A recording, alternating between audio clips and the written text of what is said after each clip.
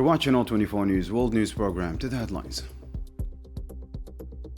Bloody Zionist airstrikes hit southern Lebanon, the deepest ground raid in 25 years, and the Lebanese government says this is an unprecedented danger.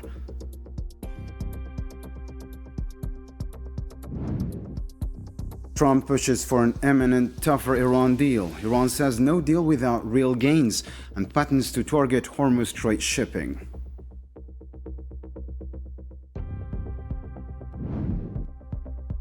Moroccan occupation crackdown on Sahrawis condemned by European lawyers. Activists say Europe is complicit in resource plunder, and French organizations slam continued theft in Western Sahara.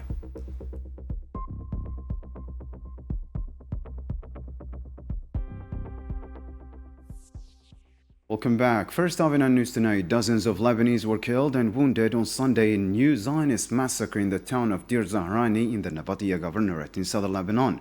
The Lebanese National News Agency reported that Israeli occupation warplanes carried out a dawn airstrike on residential buildings while residents were asleep, leaving dozens of casualties.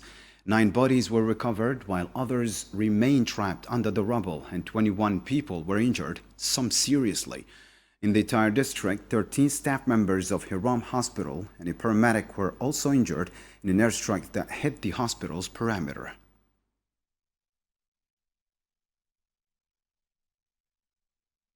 On Sunday, Israeli occupation forces carried out their deepest ground incursion into Lebanese territory in 25 years, alongside intensified airstrikes across several towns in southern Lebanon. The forces took control of the historic Bafour Castle, Qalat al-Shaqif, near Nabatiya, after days of heavy fighting and airstrikes on surrounding villages. They also launched extensive incursions into the Wadi Salouqi area. في ظل التصعيد الإسرائيلي الخطير وغير المسبوق. In light of the serious and unprecedented Israeli escalation in recent days, Israel must understand that a scorched earth policy, collective punishment, and the destruction of villages and towns, it will achieve neither security nor stability. Rather, it is deepening the divide with the Lebanese people, all Lebanese, and leaving new profound wounds in their collective memory. وعميقة في ذاكرتهم الجماعية. Hezbollah said it targeted vehicles and gatherings of Israeli occupation forces in Beit Liv, Ghandouriya, Dabin, and Yahmar Shaqif with rocket fire and artillery shells. In a statement issued Sunday, the group also confirmed it intercepted a Zionist drone over the town of Sawt al-Sharqiyya. It added that it carried out 24 operations against Israeli occupation forces in southern Lebanon and northern occupied Palestine over the past 24 hours.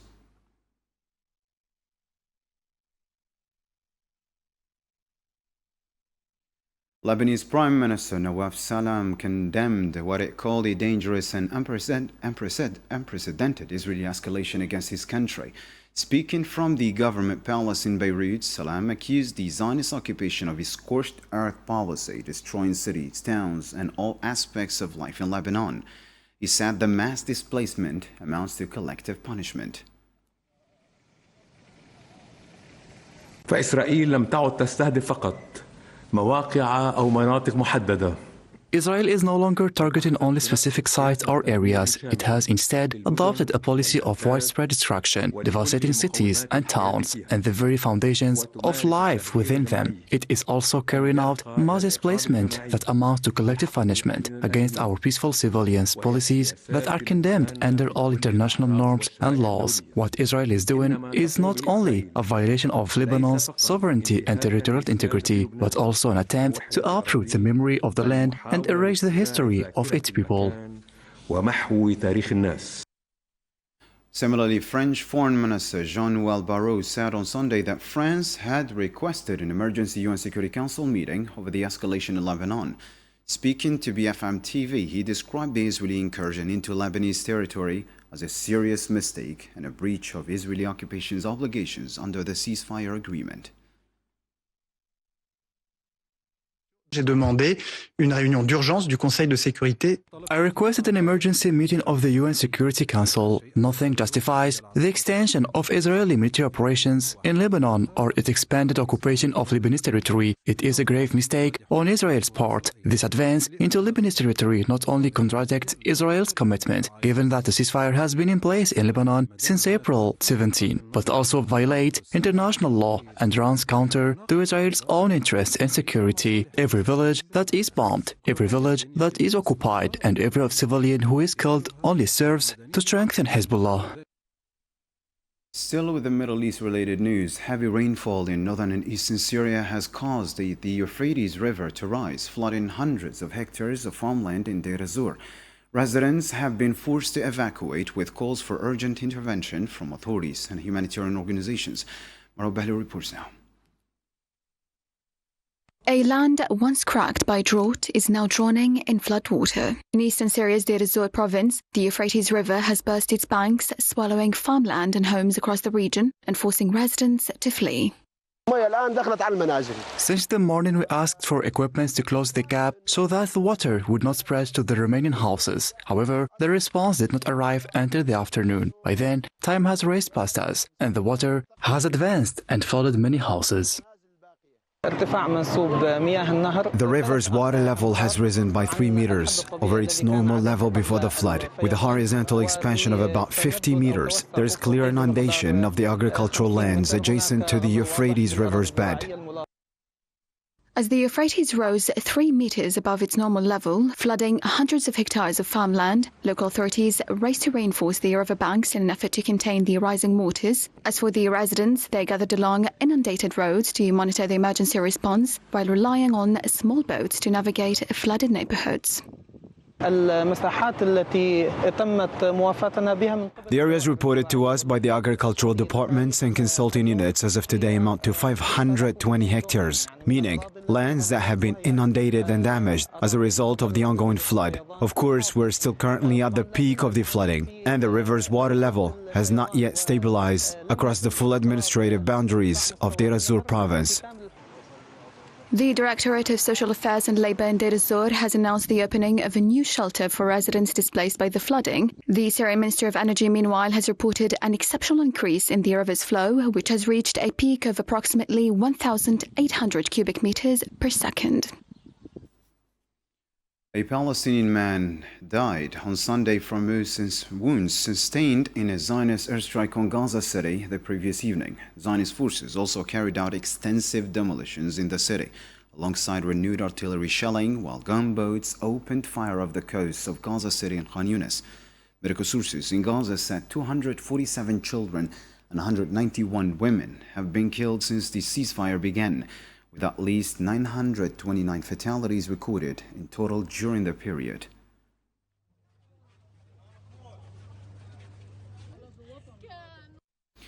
The Palestinian Ministry of Health said on Sunday a 26-year-old man was killed by Israeli occupation forces in Al-Quds. It said he died after being shot near the separation wall in Ram, north of occupied Al-Quds. The ministry also reported that around 50 Palestinian workers have been killed, more than 38,000 arrested, and over 250,000 denied access to work in the 1948 territories.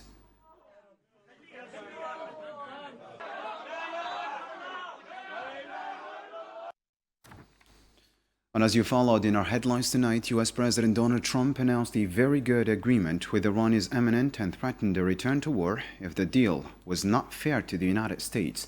In a Fox News interview, Trump said the Iranians had already agreed not to develop or purchase nuclear weapons. He added that U.S. military would withdraw from the region once the Strait of Hormuz reopened and the nuclear issue was resolved.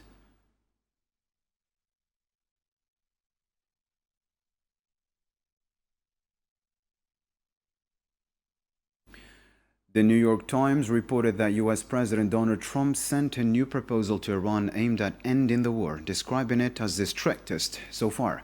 Citing informed officials, the paper said the revised proposal tightens the terms of a possible agreement, including tougher provisions on the fate of Iranian nuclear materials.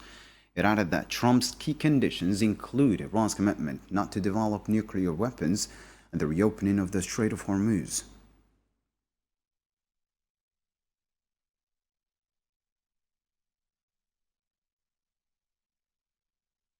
For his part, Iranian parliament speaker and chief negotiator with the United States, Mohammad Bagher Ghalibaf, said Iran will not accept any deal with the United States unless its rights are fully and tangibly guaranteed. In a televised address after his re-election as speaker, Ghalibaf voiced skepticism over Donald Trump's statements and promises, saying Iran would only move forward if concrete results are secured on the ground before Tehran makes any commitments. We will not support any agreement unless it is ensured that the rights of the Iranian people are fulfilled and that practical and tangible gains are achieved. Tehran does not base its positions on promises or statements issued by its opponent. Those working in Iranian diplomatic circles do not trust the words or promises of the enemy, and the criterion for evaluating any understandings or agreement is the actual result that achieve Iran's interests. Only on this basis can any commitment be implemented. The mission of Iranian diplomacy is to transform what is achieved on the ground into political and legal gains that serve the interests of the country, and any future agreement must clearly guarantee Iran's rights and national interests. Iranian Parliament Presidium member Alauddin Salimi said Parliament has reached the final decision to regulate the management of the Strait of Hormuz. He said Iran and Oman are the only two parties authorized to decide on the strait's management, adding that consultations are ongoing and that Muscat has given initial approval to the proposal. He added that the draft law is expected to be passed in the near future.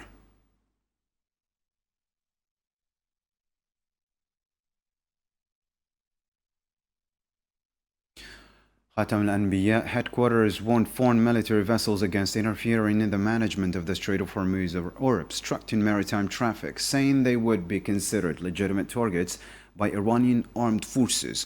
In a statement on Saturday, it said all vessels transiting the strait must follow designated routes and obtain prior authorization from the IRGC Navy. Foreign military vessels that attempt to intervene in the management of the Strait of Hormuz or obstruct traffic within it will be considered target of the Iranian armed forces. All ships passing through the strait must adhere to the designated route and obtain authorization from the naval forces of the Iranian Revolutionary Guard before transit. The European Association of Lawyers for Democracy and Human Rights has condemned what it described as ongoing violations against Sahrawi human rights defenders in Western Sahara under Moroccan occupation. In a statement, the group said Moroccan authorities were using isolation and movement restrictions to prevent solidarity efforts and obstruct human rights monitoring. It expressed solidarity with Ali Salam Tamek, head of the Sahara human rights group CODESA, and other activists, accusing the authorities of repressive and retaliatory policies aimed at silencing and isolating human rights defenders.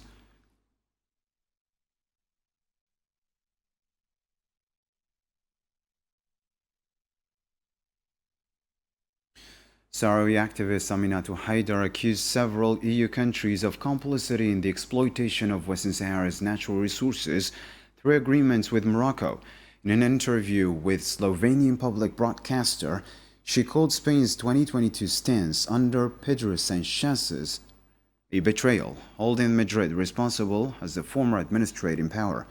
She also criticized the lack of international political will to enforce international law and ensure a free and transparent referendum on Sahrawi self-determination.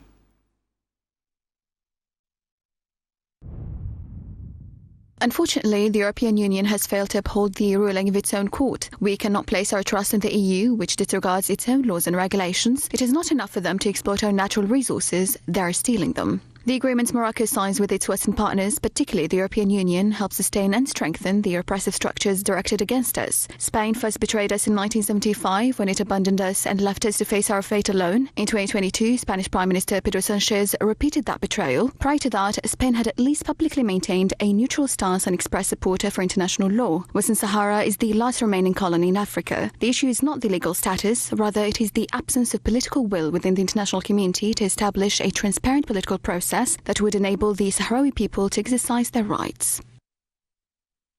French political parties, trade unions, and human rights groups signed a petition in solidarity with the Sahrawi people rejecting the exploitation of their natural resources by the Moroccan occupation. They also took part in a march on Saturday organized by the French Farmers Confederation and the Catalan Assembly for the Freedom of the Sahrawis, with the participation from local political, union and civil society groups. They called for respect for international law and European court rulings and reaffirmed support for the Sahrawi self-determination and independence.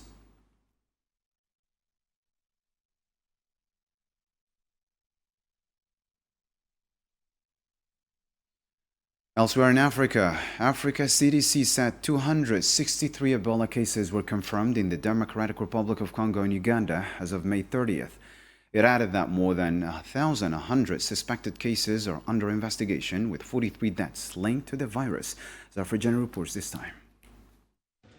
At the new Ebola treatment center in Bunia, eastern Congo, health workers are racing to contain an outbreak of a rare strain of Ebola. The city is at the epicenter of the crisis, where infections are spreading faster than response efforts. The newly opened state-of-art facility has 100 beds and is equipped to provide intense care. It will serve Ebola patients from Bunia and surrounding areas. The center was inaugurated by the Director General of the World Health Organization, who emphasized that community involvement remains critical to bring the outbreak under control. The key is the community. And this should be everybody's business. Every citizen should care. And everyone should take care of himself or herself and take care of each other as well.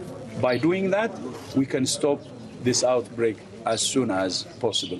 But I'm really happy to visit this facility. It's ready now to receive patients suspected or confirmed. Tedros also said that 4 patients were expected to leave the hospital on Sunday after recovering from this rare Ebola strain, for which there is currently no approved vaccine or treatment. Their recovery was made possible through intensive supportive care. I think 4 people will be discharged today, and there was one that was discharged the day before yesterday, I think. So people can recover. Of course, we're working on vaccines and treatments, but that doesn't mean that people cannot recover from Ebola. So that's, I think, a strong message. And having a facility like this is to help people recover. That's it. Inside the center, medical teams in full protective gear are working around the clock to care for patients and prevent further transmission. Every precaution matters in the effort to contain the virus. Protective equipment for nurses and doctors is essential. We're working with the resources we have, but without adequate protective gear, it becomes extremely difficult to do our jobs safely. This is why we need a reliable and continuous supply. According to the WHO, the latest official figures show more than 1,000 suspected cases and over 200 suspected deaths. Meanwhile, neighboring Uganda has confirmed 9 cases and 1 death, according to the country's Ministry of Health. Algerian Minister of State and Foreign Minister Ahmed Attaf arrived in Seoul on Sunday to take part in the Africa-Korea Partnership Ministerial Meeting, scheduled for June 1st to 2nd. The Foreign Ministry said Algeria's participation reflects its commitment to strengthening its strategic partnership with South Korea and supporting Africa-Korea cooperation in line with the goals of Agenda 2063. The meeting will review progress since the first Africa-Korea summit in June 2024 and discuss ways to further develop the partnership and prepare future initiatives.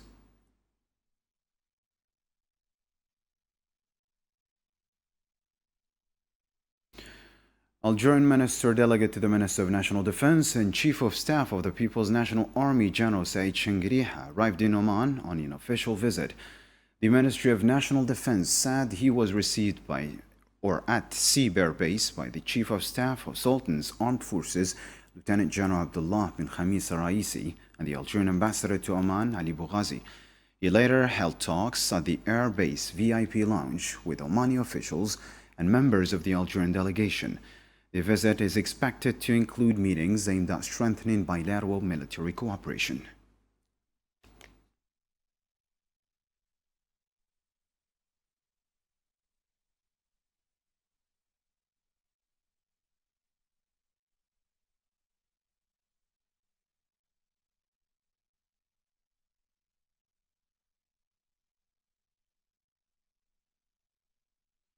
The first group of pilgrims returning from Saudi Arabia arrived on Sunday at Houari Boumediene International Airport in Algiers. The group included 399 pilgrims received by officials from the Ministry of Religious Affairs in coordination with other relevant ministries.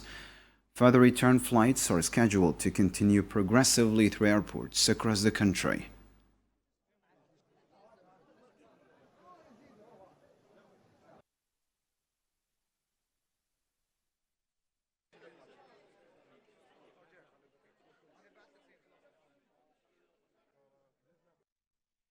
To sports now, PSG's second title win was again overshadowed by urban violence. Hours after celebration on the pitch, Paris saw clashes, shot, vandalism and arson. More than 200 people were injured and nearly 800 were arrested. More on this report by Karim Isfari. Just hours after Paris Saint-Germain secured their second consecutive Champions League title, celebrations quickly escalated into widespread violence and chaos across the French capital Paris, this time with an unprecedented violence, as groups of vandals set fires, damaged some businesses, and clashed with French security forces who responded with tear gas as disorder spread through several parts of the city. We have made 780 arrests, that is 780 arrests across the country. Last year there were 592 for the same event, so we're up 32%. And today these 780 arrests have resulted in 457 people being taken into custody. The scale of the unrest was historic, and so was its toll. Multiple injuries were also reported as violence intensified throughout the night. As for the participants, we have just over 200 injured, including 8 seriously. This is the initial assessment we have. When mortars are fired and projectiles are thrown, I think many people are injured, given the violence that is committed. To be precise, we have 219 injured participants so far. Paris Saint-Germain are once again champions of Europe, achieving one of the greatest milestones in the club's history. But while the trophy brought a moment of joy and pride to millions of supporters, the violence that erupted across Paris turned what should have been a night of unity and pride into one marked by chaos, destruction, and controversy. Algeria head coach Vladimir Petkovic has announced the squad for the 2026 FIFA World Cup in the United States, Canada and Mexico. At a press conference in Algiers, he named 26 players plus goalkeeper Abdellatif Ramdan as a precaution due to the fitness concerns of Lucas Zidane and Mastel. The list includes the return of Nabil Ben Taleb and Mohamed Amin Tougai, while Ismail Ben Nasser, Baghdad Bounedjah and Ilan Qabbal were left out.